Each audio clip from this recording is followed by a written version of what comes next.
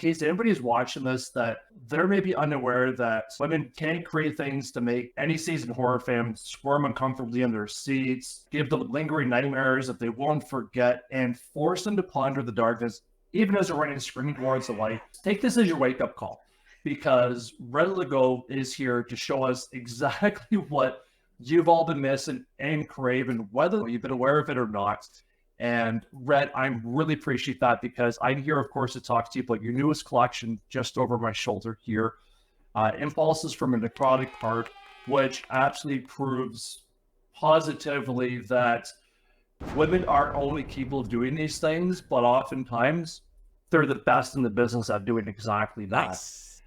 So I guess to kind of kick things off here, if you will, Red, is the stories that you've got in here. So it's about, I think there's about 20 short stories, I think, that make up the collection, if I'm not mistaken. 15. 15, oh, okay. See, I'm better at words than numbers. Well, I love to talk about people's origin stories. So I was kind of wondering about yours, because I know when we met at the AuthorCon, you were, your kindness and your sweetness definitely came out. You were such a quiet, unassuming woman, but then as soon as we enter your world, it's just absolutely, it's dark. It's, balls to the walls war. It's something that's going to terrify you. It's going to shake you up. It's going to disgust you in all the best possible ways. And I always wondered, what happened originally what happened to you, Red? What happened to you? What's wrong? What happened to you? What the heck happened to influence this amazing artwork that you've gone towards? And are there any kind of early influences that you can put a figure on that you're like, yeah, that's it. That was a pivotal moment, or these are all things that kind of happened to make me, the dark, awe-inspiring creature of the night that you've become with your storytelling and your art.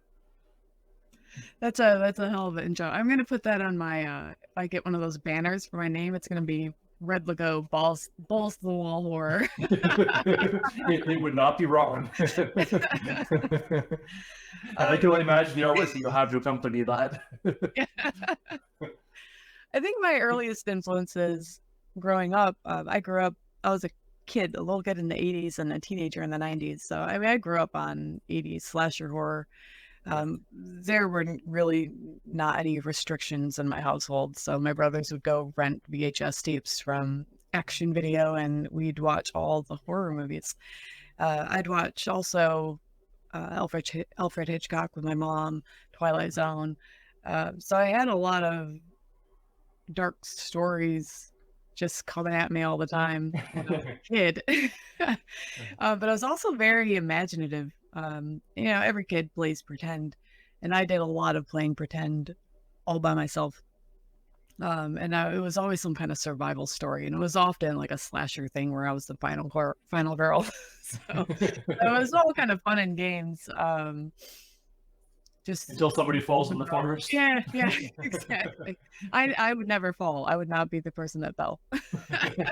I would practice running in my backyard, jumping over things, getting away from Jason. As for when I got older, though, I mean, when it comes to the real dark stuff that gets inside of us beyond stories, the psychological things, I mean, everybody has trauma to one degree or another. Yeah. I had, I guess you could call them parent issues, family issues. I was in an abusive relationship. I've been manipulated. I mean, we've all had darkness in our life in one way or another. And so I can kind of feed off of those things and use them to tell my own stories. Yeah, no, that's beautiful. And I love the fact that that catharsis is available for you to explore it. And it's super cool as well that,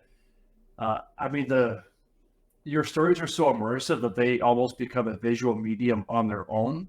But I mean, obviously there is a visual part of reading the words, but the part that you see in your head is very visual, but you also take it to the next level as well by creating artwork. And this might be a chicken and the egg kind of question, but as far as that mixture of your artwork and the written word, how do you feel that those two mediums, complement each other in your creative life and personal life as well? Um, I'm very much a visual person. I'm a visual learner. Even when I come up with stories, they tend to be more visual in my head, like acted out as scenes in my head rather than words. So words are kind of secondary, is um which is difficult to be a writer when words don't come to you before the images. Um, so it does take me a little while to write because I have these, it's almost an abstract cloud of an idea when it comes to stories. It'll be emotions and some visuals and some keywords and phrases, but for the most part, they're just these jumbled scenes and feelings that I have to kind of wrangle and pull down from this storm cloud and put them into words. But once I get them into words, I feel pretty good about it. As for drawings, the drawings usually come after the story. So I write the story and then I come up with a drawing that will hopefully kind of encapsulate that story in a single image. And that's usually the case. There's occasionally I'll draw a picture and the picture inspires a story, but for the most part, the story comes first. Very cool. And to kind of piggyback off of that as well, one of the things that I did mention to you a little, just kind of off there when we're in the proverbial green room, is that every one of these stories has just an incredible hook to it where you waste no time at all telling us exactly what the story is about, exactly, now that I've had a chance to ask you about that, what your original vision of the story was about, and then it just keeps getting better. Or, in the case of a lot of the characters, it keeps getting worse for them as we go along, to the point where I did mention that I had to show my other half, holy crap, check out this book. Tell me you're not involved in the story already without even, being as much of a horror freak fan, whatever, as I am. Would you say that those initial hooks, is that how your stories present themselves to you first of all, with having that hook and then expanding on it? Or are you kind of somewhere in the middle where this is what happens ultimately, so let's find out how they got there? Yeah, it's usually the latter. It's most of my ideas are just a small concept. Whether it be, I don't know, the sheet ghost and how the sheet ghost died, or if it's um, the parasitic invasion Yeah. via the stars. So it usually just starts as this concept, or sometimes an ending. It rarely starts with a beginning. I usually have to figure that out later. So it starts with a small nugget of an idea, and I kind of pack on some things to it. I come up with a character that will fit this concept and this plot line well, and then I go from there, and then I go back to the beginning. My first line is almost the first line I write is almost never the same line that I stick with, because by the ending, the story kind of reveals itself, and the full arc of the story kind of reveals itself to me, and I come up with something much better to put in the beginning. Well, obviously he's worked it extremely well for this. So, no, and I'm not ashamed or shy to say this as well, that this is one of the few books that I've read this year that I'm actually not, I don't know what's wrong with me, but I'm not yet a member of the Horror Writers Association. But this is one of the few books that I've been super lucky enough to read this year that I thought I need to get my ass into gear, get my membership so that I can have voting rights to vote on what I think should be up there, and competing for the coveted grand awards at the end of the year. Well, I would appreciate that. Anyone who is a member, pick up a book, and I will Vote, people vote. for And consideration. yeah, I mean, and I love the fact too, it's really cool that you really does sound like you explore these books and these, or the concepts of these stories rather, kind of from the inside out, which is super cool. So I mean, it's like you're literally getting into the guts of the thing and then figuring the meat of it out, I guess, afterwards. I skipped breakfast, so I'm a little bit hungry. So I apologize if I'm going to throw some, sort of foodie analogies at you here. That's me. That's fine. At what point did you realize I've got a collection? I need to flesh it up by doing this, but let's get going here. These are connected stories. I need to put this all together. When did, can you maybe talk a little bit about, I guess, the evolution of the collection that way? Mhm. I think I've said this to someone before, but I decided to do Impulses of a Necrotic Heart. The collection itself was somewhat impulsive in nature, which helped with the name. Um, Not rushed, but just I wanted a book to come out this year. I wanted to release a book in 2023 because I would not have had a book released since 2021. My next one wouldn't come out until 2024. So that's a full 3 years. I had Nightmare Sky, which I edited. It was an anthology that I curated and edited, but I didn't have any of my own work released as a single publication since 2021. And I didn't want to hurry up and write something because that would be rushed and potentially, not very good quality.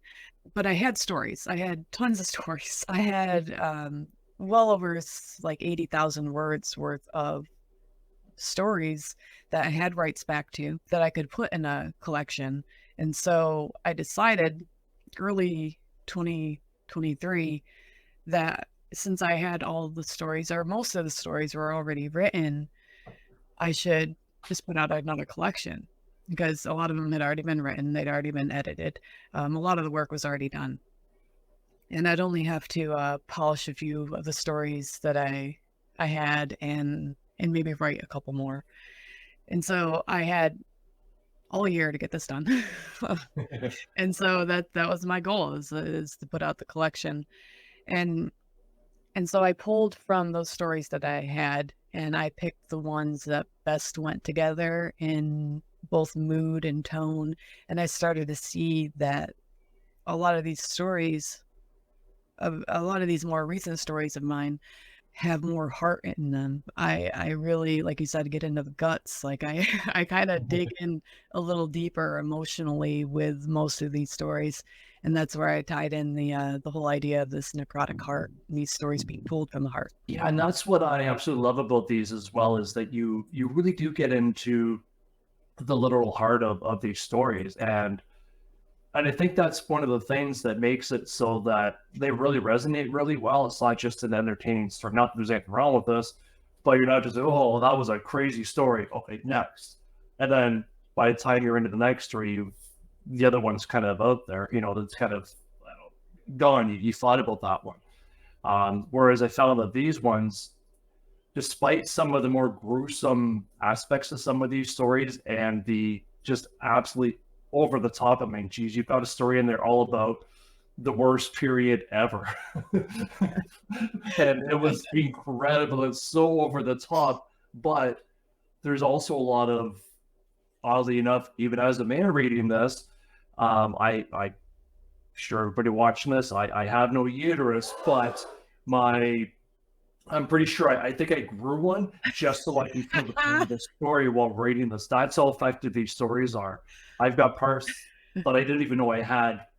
I didn't even have at the beginning of this collection here, just so I can feel the pain because they really are so personal. And even a story like that, there's still a lot of relatability I've found because certainly through a lot of your stories, as you mentioned, is that they really do explore a lot of the themes of grief, familial, despair and loss. And like you said, I think for any of us to get to the point of adulthood, if we don't have even a little bit of trauma in our lives, then I don't know, maybe we were born on the moon and we just came back from outer space in our bubble and we just haven't lived on this planet apparently because that's just inevitable. That's how we learn. That's how we live. What would you say, Red, that you might have learned about yourself and, and our world as you were exploring, some of those themes of grief and despair and loss through your stories? What was there maybe anything you're surprised about, or that you're like, if I hadn't wrote that story, I wouldn't have found that out about myself or the world? That's a I don't know a simple answer to that. I know I dug into some parts of me that I'm not always comfortable digging into, Sure. especially with the next couple books that I have coming out next year. I think writing those books, um, I was probably writing both of those books about the same time that I was writing most of the stories that are in this collection. And it just, because, they were all written over a period of several years. Yeah. But it was kind of like the COVID years, and we were all isolated and had a lot of Speaking of time to bubbles, think about all the terrible things. I don't know what it is with the jets today. They're flying over and it's really loud. Hopefully it doesn't interfere too I much. know they're trying to ease off on our conversation. They know Red's on board. um, yeah, I think, I don't know if I learned a lot new by writing the stories. I think I discovered things about myself and then wrote the stories. Gosh, no, That that's makes sense. Yeah. yeah, no, that's totally fair. Do you find in writing some of these stories too, certainly the more cathartic ones, that it's helped you to maybe not even so much gain things from the stories that you maybe didn't have before, but do you find that by diving into some of those more traumatic, I guess, themes of some of your stories, do you think it's maybe helped you to maybe shed some things that you are better off not carrying around on you, that maybe, because I know for myself, sometimes I'll write out a particularly, intense scene that I'm like, holy crap, I didn't even realize that was inside of me, but thank God now it's on the paper. I can put that paper somewhere else and I don't have to necessarily carry that around, both metaphorically and literally. I'm not sure if maybe have had some of those experiences as well. Absolutely. Um, it's like therapy. Writing is therapy. Even when Yeah. it's fiction, even when it's fiction, we may elaborate on the darker side of things. We're still digging into those parts of ourselves that we can relate to, the traumas, the things that have happened, and we deal with them by writing about them. And there's some truth in what we write. Maybe not all of it, but but the parts that are true, we know what parts those are. And I think it helps. It is like therapy to just get it on the page and to understand a little bit more about why we feel the way we do. Yeah, 100%. And I'm so glad that we have that as a medium, and it's also a heck of a lot cheaper than therapy. And it's a lot more accessible as well. You can't wake up from a terrible nightmare at 3 a.m. and call your therapist up and say, "Okay, I'll see you on the couch in 10 minutes." Typically, we don't have that convenience. So thank goodness for horror stories. Yes. They've always got our back. And of all the stories as well in here, Red, was there any particular story as well that you could kind of put a finger on as maybe your most personal or most satisfying story for you in this collection? I Maybe there's a don't. couple. There are a few that are a little more personal, and they're so over the top, though. Um, First time. no, that's fine. It's fine. Yeah, I guess it's kind of hard to pinpoint a totally personal story, from some of the more, I guess, over the top ones. So yeah, some of the personal ones for me were like "Don't Make It Weird," which is kind of a silly. It ends kind of silly.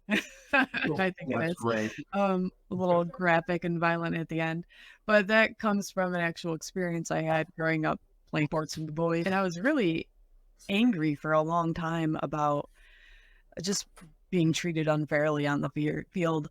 I don't know. I just stopped being angry about it eventually, and in writing that story, it was just fun. It was fun to get those frustrations out and a little cathartic and goofy to explore Yeah. some kind of monster side to it, of her getting a little revenge for what they put her through. Yeah, absolutely. Just a little revenge. Just a little. Just a little bit. That was yeah, I love that story. That might have been one of the more just overall fun stories in there as well. So it was great. I mean, obviously they talked about some pretty serious stuff with with bullying and just being singled out because you're a little bit different and you've got everything it takes to fit in, but people around you maybe aren't convinced, or this should matter if they're convinced or not, but you explore that, and it was just such a fun, monstrous way of exploring that. Now, speaking of personal stories, one thing I did want to ask you about, and this is where I'm going to actually grab the book over here because I want to show you something as well. So I know that you certainly explored a lot of your themes in here, and some of the things that perhaps you're afraid of, some of the things that you really want to explore. And as somebody that's absolutely terrified of, eight-legged little monstrosities that called spiders, you've got one in here, arachnid. It's about halfway through or so. And when I was reading this, especially understanding your terror for this, and the nice thing too is that you give us bonus features at the end of the collection as well. So it's pretty clear that you're absolutely terrified of spiders. So I have to ask you, what was it like to draw this sucker out? I like the fact that you've only got a fraction of the spider in there. Should maybe tell us how terrified you are to maybe draw the rest of it. What was that experience like for you? Or did you do that with your eyes closed? I think I did. I am terrified of spiders, but I have to deal with them sometimes. I can't. I mean, if I don't deal with them, then they will just keep moving into my house, and I can't have that. So I've learned to live with my fear and deal with it, even though I don't like it. I'm so afraid of spiders that when I look at pictures of them, I get grossed out. I don't like touching a picture of them. It makes me physically uncomfortable. That's how ridiculous it is. And I understand how important spiders are to the ecosystem. And if they're outside, they can stay outside. I'm not going to kill them outside. But they're not welcome in my house. And drawing that picture, it wasn't too bad. I just had to step outside. It was a little skeevy, but but it wasn't as horrible as writing the story. I could just imagine, because talk about exposure therapy or there's no room to ignore those little freaks, because that's what the story is, of course, it is all about. So, and this guy goes to extreme. There's a video game called Kill All Spiders, and I think you get a spider and you have to burn the house down or something like that. You're not alone in your fear. Not a little bit. Oh, geez, I almost became afraid of. I worked once at a summer camp, and I was the maintenance guy, and one of the first things I had to do is I would go through all the shower rooms and stuff, and it was summertime, and obviously just full of daddy long legs. I'm not afraid of spiders, but I got some serious heebie-jeebies from that. It was pretty unpleasant. Yeah, so when I was a kid, they didn't bother me. I used to pick them up. I used to let them crawl on my arm. I don't know what happened. I don't. Maybe you got bit by one or something, or I don't remember ever being bitten by one. It was sometime in my I don't know, 8, 9, 10, 11, around. I was young when they started scaring me, and I do remember a dream I had, and being very afraid after that dream. But I don't know if I was already afraid prior to that dream. And I was lying on my couch in the living room in my childhood home, and looking up, and there was a rafter, a beam that ran parallel with the couch, and in my dream I was laying on the couch, and there was a huge spider about the size of my hand, just kind of like a tarantula, and it was walking across that beam, and it slowly came overhead, and I was laying down and looking at it, and then it just dropped right on my face, and I woke up. And I don't know if that was a symptom of my fear, or if it was a movie I watched. That would do it. I was terrified ever since. Wow, so you're never going to Australia, I would assume. God, I would love to, but I'm also afraid. Yeah, I've heard of those little creepy things that can under your skin, and then like you don't know they're there until they start to break free. Yeah, Yeah, yeah. No, no, thanks. That gives me the EBGBs. it does. There's so So, many like exotic places I'd love to go and I'd love to hike. I think it was the Virgin Islands. I was looking into some places that we could go, and there is this hiking trail, and I watched a YouTube video, and the whole hiking trail was just nothing but spiders and webs. And I thought, no, I don't think we can go there. yeah, nope, nope, nope, definitely not. Nope, you don't want to go there and have the Lord of the Rings moment there with Frodo. Forget that. Um, regarding your artwork as well, and I apologize for showing you that one, even though I know you didn't know that. Oh, that's fine. A lot of the drawings are kind of public anyway, so it's not. It's fine.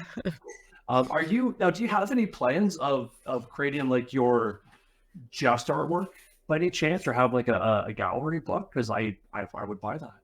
Oh, really? No, I have not made any plans for doing just a book of art.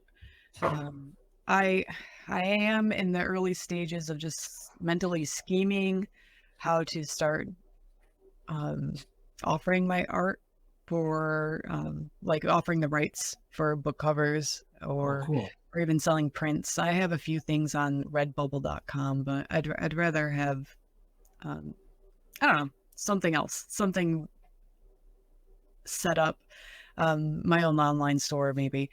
But I have a lot of planning to do for that, and it also requires a lot of time because it's not just drawing the picture; it's scanning or photographing the art and Yeah.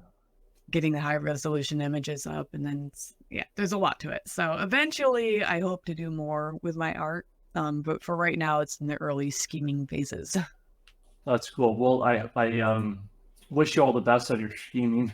Thank you. So that'd be cool. I know I'd love to have like some of your artwork. I mean, I've got one of your amazing bookmarks here, and of course this book here, and you sent me an absolutely beautiful card over here as well that I absolutely love too. So this is super cool. Oh, Well, thank you very much. I've got that proudly on my bookshelf here behind me. No, I would have to buy that calendar mugs. Like, if you put your artwork on it, I'll buy it.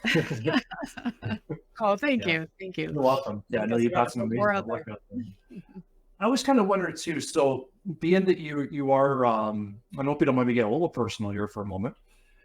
If so, you just tell me to F off, and I can edit that part out. Uh, but being married to a military man, Mhm. and thank you very much, of course, for his service. You see it all over the world too. That we need men like him out there doing their part to keep us all safer. Uh, how much do you think that maybe some of the ebb and flow as well? So, and I know that's just the nature of things too, with sort of the separation and reunion. So when he gets deployed and he comes back safely to you guys again, how much do you think that maybe has affected some of the themes that you've got depicted in this collection as well, and maybe some of the worst things that you might be able to imagine from not particularly as it relates to to your husband going off to serve and then coming back again, but maybe just the situations in general where you have that the separation of things that you care about, and then some of the reunion again. And I know some of the stories you've kind of talk about some of those reunions that there's a change that happened.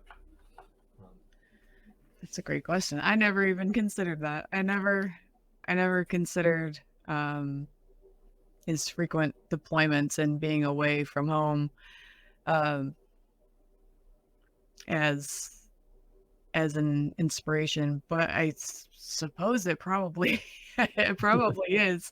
If I think I'd have to think on that for a while. Um, Yeah, and the only reason I kind of came to wondering about that is a bit earlier I was scrolling through the Facebook feed as we often do, and I saw somebody else who was talking about that, who was married, it's a military family. Her husband, I guess, they just got used to him, and then he got deployed again, with no warning whatsoever. And that particular individual had some younger children, so she understands the sacrifice and does what she can, but the kids don't quite get it yet at mhm. this point. I was just thinking, well, that's obviously impactful. And I think about all the times, even when I was younger, I didn't quite understand things when people would sort of come into my life, go out of my life, sort of thing, and the impact that might have. I was just wondering, as you sort of going through some of that and some of the amazing stories that you have of the heart and the grief and everything else, if that maybe played into it a little bit. It probably does. That's something like I said, I never really considered. So yeah, it is hard. So when they were little, I've been married to my husband for 22 years. He's been in the Navy that entire time. Wow. And so we've been through several deployments where he goes away for months and months at a time. There was one where he was gone for 11 months. Oh, Wow. When our youngest was just a baby, and my daughter was kindergarten, and it was a rough year. And those times are rough when they're little, and but it, as sad as it is, at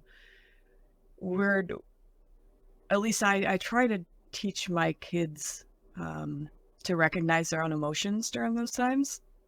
And I have to teach myself to recognize my own emotions during that time, because stress can make us react to different situations in ways that we wouldn't normally react. If we're really stressed out about one thing, we may lash out over another situation.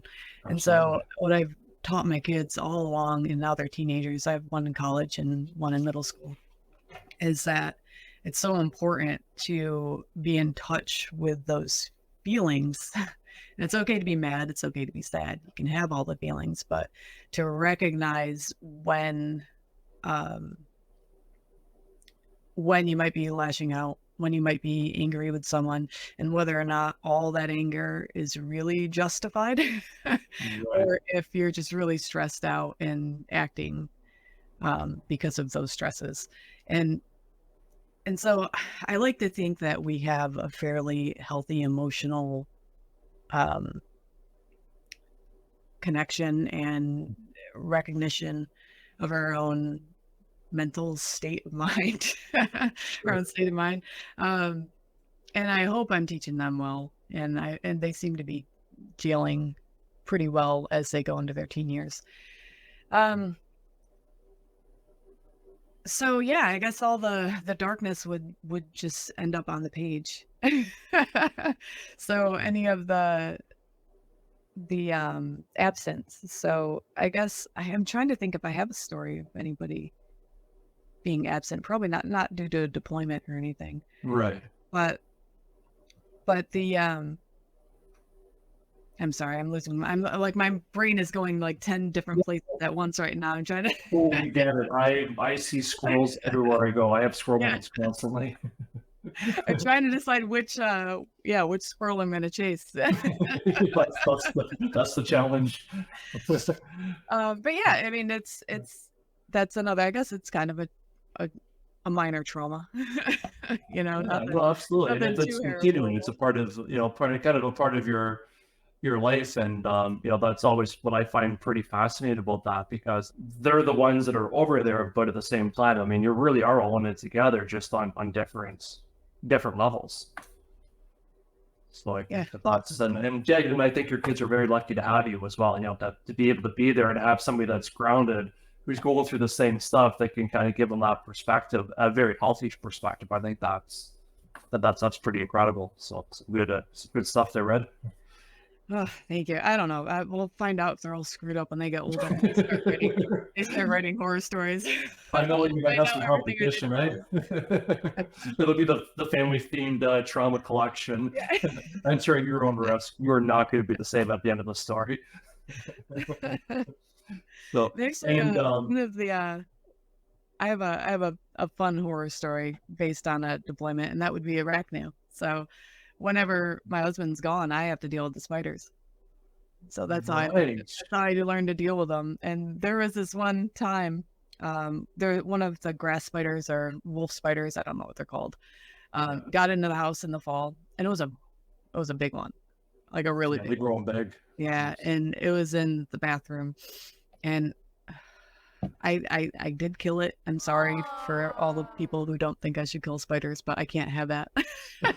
So I had a shoe and I smashed it, but it was really big because it was carrying a bunch of babies on its back.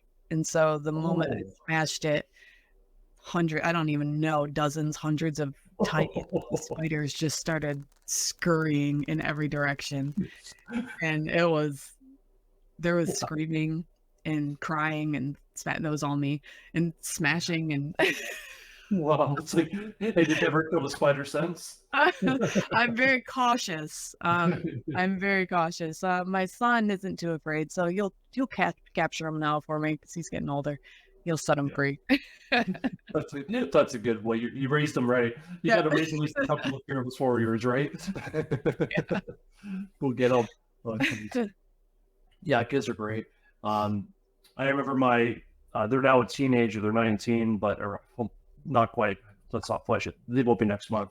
But when they were younger, I guess this was my ex-wife, and she would tell them that I've got a pretty good strong stomach for things like that. Like I don't get EBGBs too much, but the one thing that does it for me is silverfish. Forget that. I mean, we've all had to run food that's kind of got some little white wigglies in it. That's kind of gross, but I'm like, I can deal with that. But silverfish, forget it. It really is a matter of like, okay, it's either you or this house. One of you's got to go. And they didn't realize what the silverfish was. So one day they actually they got some construction paper and they cut it the shape of like a goldfish, a typical goldfish, and they colored in silver, lit it to a popsicle stick, and they started chasing around the house with it, thinking that's what I was afraid of. So it was really sweet and really cute. And then, their mom showed them what a silverfish is online, and they're like, oh, yeah, I get it now. And not the same as a goldfish. Not the same as a goldfish, even close. If they had silverfish crackers, I would not eat those. Forget that. So I just have a couple more to pick your brain with. And again, I really, really appreciate your time. One of the things, talking about things that kind of start off one way, maybe end up a different way, you've got the perfect bookends to this collection as well. So it sounds like the one, and kind of going by some of your notes, that the theme of the collection, in a way, or I should say the title of it, started off with the opening story. I'm not going to say anything about it. I mean, you're welcome to, of course, but I don't want to give anything at all away. But then, of course, you have the story that's a continuation of the first story. I think it's 10 years later, if I'm not mistaken, or 10 months later. Yeah, it's just a few months later, I think. Okay, cool. Yeah, I was going to say, I don't think I got the timeline. Probably know that for certain.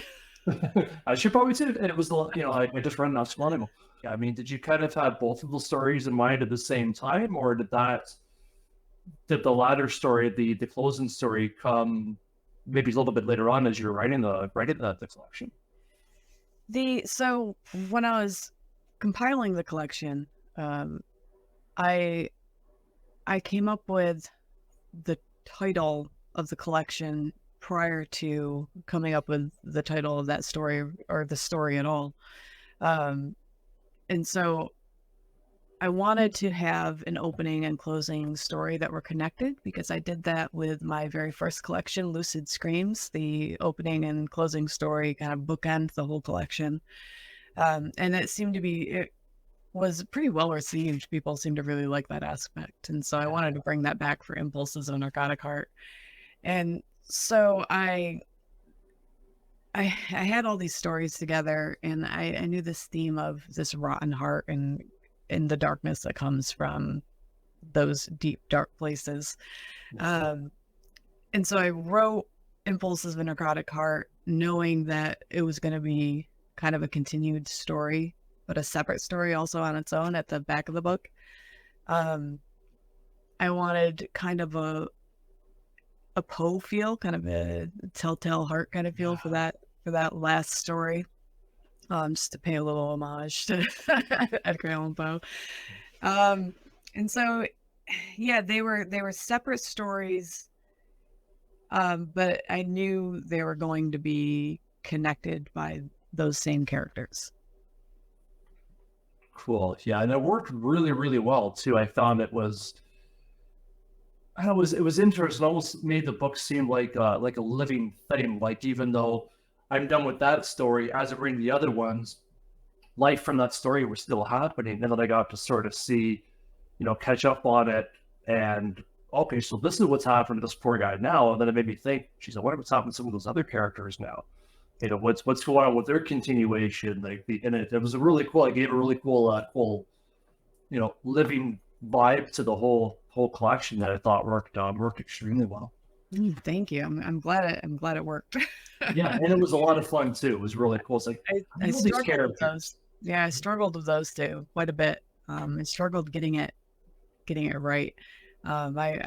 So I had months and months to get these stories together, and those 2 stories I wrote specifically for this collection. And a lot of times I can throw together a short story in a weekend, polish it up. Within a week I've got a decent story and it's polished and ready for submission.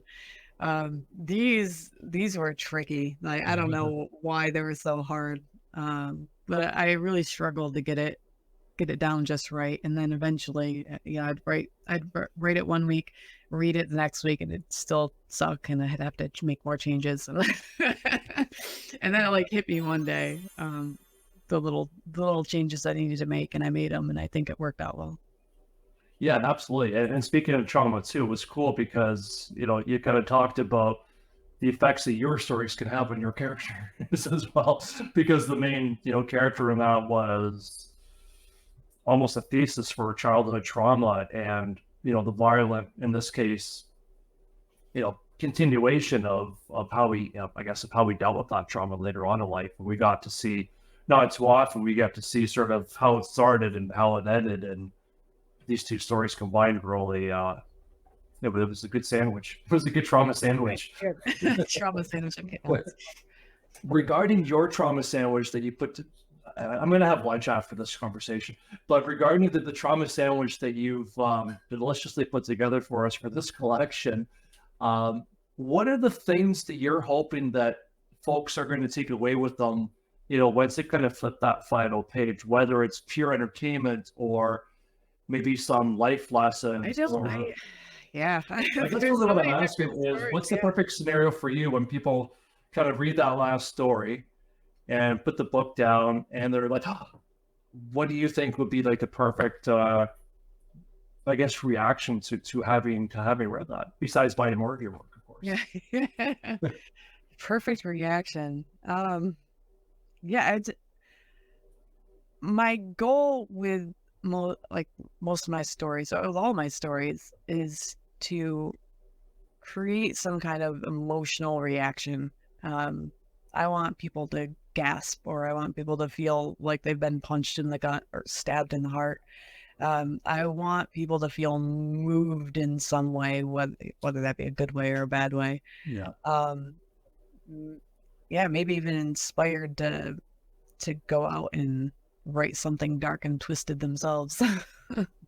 That would be the ultimate goal. That would be awesome. And I think, like me being the influential 12-year-old when I discovered that first Clive Barker's Books of Blood, I couldn't tell you which collection, if it was an omnibus or what it was, but it hooked me, and I thought, that's exactly the kind of stories I love. And then eventually that's exactly the sort of stories that I would love to read again. So that would be amazing if your stories had that same effect as well. And I can definitely see that that as a possibility. Because they really run the gamut of the emotional, sphere, I guess, that is us, that there's some of the ones that are in there that, right, there are heartbreaking. I mean, there's one in there where the guy has to deal with the grief of losing a child, and coupled on top of that of feeling kind of responsible for it, and how he deals with that. And then somebody else where there's somebody that's trapped in a place where he's having so much trouble getting to, and he's trying to understand it and to help that trapped entity. And I mean, it just, to your period piece, not a historical piece, but a period piece about this over the top one gusher of a woman, and kind of what transpires with that with the spider. So I think that it really does taps into a lot of the human conditions, for better or for worse. I mean, everything in between, I think. So I think you nailed it on a lot of those counts. Thank you. That's what I was trying to do. So, you never know as you're writing if Right. it's going to be received the way it's intended. Um, Yeah. and so I've so far, it sounds like, at least from the reviews and the comments I've received, that it's hitting the way it's supposed to hit. Good. I'm happy to hear that other people are getting the same result as well. And speaking of that, I think the most important thing that anybody can have as a reaction to any great story reflection is to go and read more of those things. So with that in mind, what do you have in store to keep us haunted by you going into 2024? I know I remember you mentioned you do have a book coming out. I remember when I was at the author con, you read an excerpt of a book that I've been occasionally pestering you about as far as when I could read the rest of that, because I'm like, I'm hooked. And that's when I went and I sought you out afterwards at the convention. I thought, I need to know more about this woman's work, and I need to find out what I need to do to get more of that work. So the stage is yours. What can we expect from you in the Creep Us Out, Freak Us Out, what have you, with 2024? Yeah, so that is that story that I read from AuthorCon was In Excess of Dark, and that comes out with Darklit Press March 2024. We should be doing like a cover reveal soonish. The cover is done, editing's done. Like it's now ready to start being pushed out and promoted. So that cover reveal, I don't have a date on it yet, but it'll be coming soon. Great. And sorry, did you do the cover yourself, or? No, I did not. No. Okay. That one is really dark and twisted, and explores a lot of things of suicidal thoughts and grief and loss. And it's quick. It's a novella. It's short. It's punchy and stabby, and it goes to some twisted places. And then in July 2024, I have a novel coming out with Brigand's Gate Press called Bloodstains by Gaslight. And that one is it's a story that explores intimate partner relationship. A teenager in the 90s is in an abusive relationship. And the moment she's about to leave that relationship, her partner, her boyfriend, turns into a vampire and kind of traps her in this life of horror. That comes out in July. Wow, that is incredible. Well, I got goosebumps hearing about this, because I mean, I think that for a lot of us as well, we've probably all come across at least a couple of crappy relationships, whether they're downright abusive and traumatized, or just plain, opposites don't, they attract, but they don't often work. Right.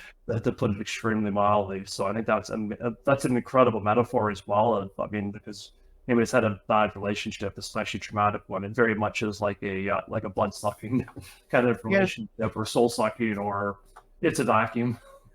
Yeah, that one was told from a very personal experience. I was in an abusive relationship for my entire teenage experience. So from the age of 13 to 19. Yeah, it was. So there's some truths. No kidding. I mean, that cannot help scars opened up. I can only imagine. And I mean, that's such an influential age as well, where you're trying to figure out, your own identity, where you fit in, and what is life, sort of thing. And then, I mean, no matter what, you're always sort of comparing that and thinking, is this what it's really like, or this really sucks, there's got to be something better. And it can go in such a number of different ways. As far as its impact on people. So forget, they say that you go through a bad experience like that and find yourself at a crossroads, you can go this way or that way. But I think everybody goes through that. It's not just a crossroads, it's a whole mishmash of different ways that you can go to. There it is. There's so many different experiences people have. My experience is different from the next person's and the next person's. Right. And then the decisions we have to make are all very different. Very much. Yeah. So this book will explore one teenager's experience as she navigates a horrible, horrible situation. And there's no romance in this. Oh, there's a very brief, kind of sweet romantic encounter in the beginning of the book, but then it's all balls to the wall horror after that. Awesome. Right. See, it's all about life is a circle, right? Yeah. That's great. No, I really appreciate this, Red. And you're absolutely encapsulating one of the, I think, the most brilliant and provocative quotes that, our friend, late great Jack Ketchum or Dallas Mayer once said. And it's so provocative. I just completely had a brain fart on exactly what it is. So I know I'm going to misquote him. Sorry, Dallas. But it was something about that you have to lean into the darkness, or don't look away. So that when there's something terrible like that, it's like lean into it, understand it, explore it, get in there, and trying to figure out, what it's all about, kind of thing. With that in mind, is there anything you would love to leave us with, Red? Maybe a quote of your own that kind of gets you through some of those darker times when you're maybe immersed in one of your stories and think things need to be better, things are better. Yeah, there's